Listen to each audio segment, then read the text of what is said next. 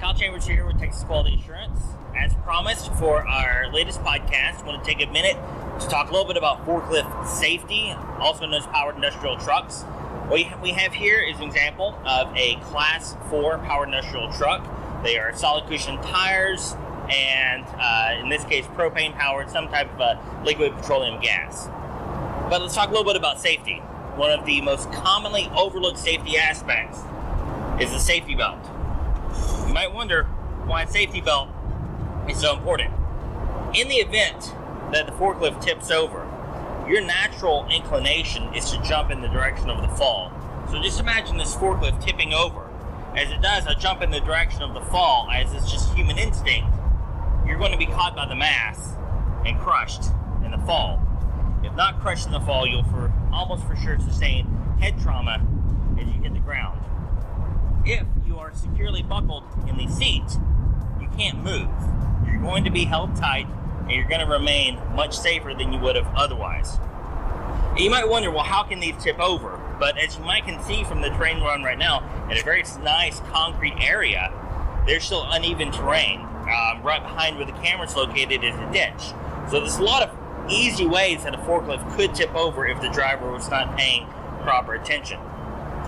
Another way that oftentimes employees get injured with forklifts, I think it was discussed in the podcast, is they are ejected from a powered moving vehicle. So as you can see the forks here, one of the things that can happen is if the forks are low and going down a downgrade, which you should never go down a downgrade anyways, the general rule of thumb is a 1-to-10 ratio. But if you are going down a downgrade and the forks catch, the sheer momentum of the entire forklift is enough to tip over and eject you from the forklift. Again, you can't be ejected if you're wearing your safety belt. I emphasize the safety belt because a lot of folks think this device only moves 5-10 miles an hour. Why do I need it? But in the few instances that you need it very desperately, because as you can see, there's no airbags, there's no door, there's no safety glass, there's nothing to keep you safe if something goes wrong. One of the most overlooked aspects are the daily inspection checklists. You want to make sure that you're checking it every day. So you can see, a little dirty, some mud.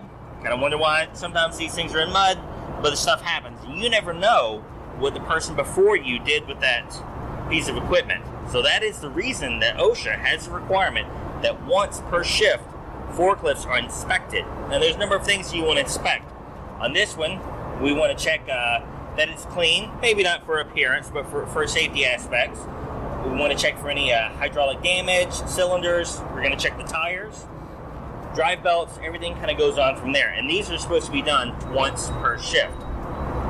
One thing too is forklifts sometimes come equipped with mirrors. They are helpful, they are useful, but you don't want to rely on the mirrors. Forklift, unlike a car or other motorized vehicle, is intended to be driven in reverse, where you can turn your entire body to the back to see what's behind you. One other quick safety tip about forklifts is when you have a large load, say something comes up to here, it's going to obstruct your vision.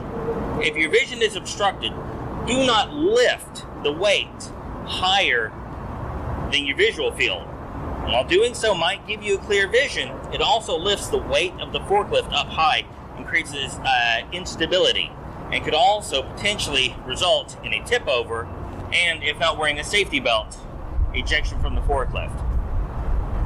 We want to go on too much more about forklift safety. If you are interested in power industrial truck trainings, do let us know. But the key is that you operate these devices, this equipment, safely.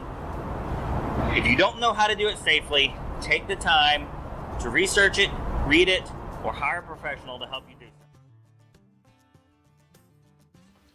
Hey folks, hope you're enjoying this new format that we're throwing out for the podcast mixed with a little bit of video content. If you like it, please do us a favor and click subscribe down below here on YouTube. Also, go over to iTunes and check us out. #QualityMatters, the only quality management podcast out there right now as far as we can tell. Make sure you like and review it. Those reviews go a long ways, and it gets you entered to win our Coffee Matters coffee mug giveaway. If you've been online to Tendeka and checked out their podcast, what you see behind me is a quilt that Darcy made as our wedding guest book. Business she ran for joining Quality Matters and Texas Quality Assurance full time. Thank you guys.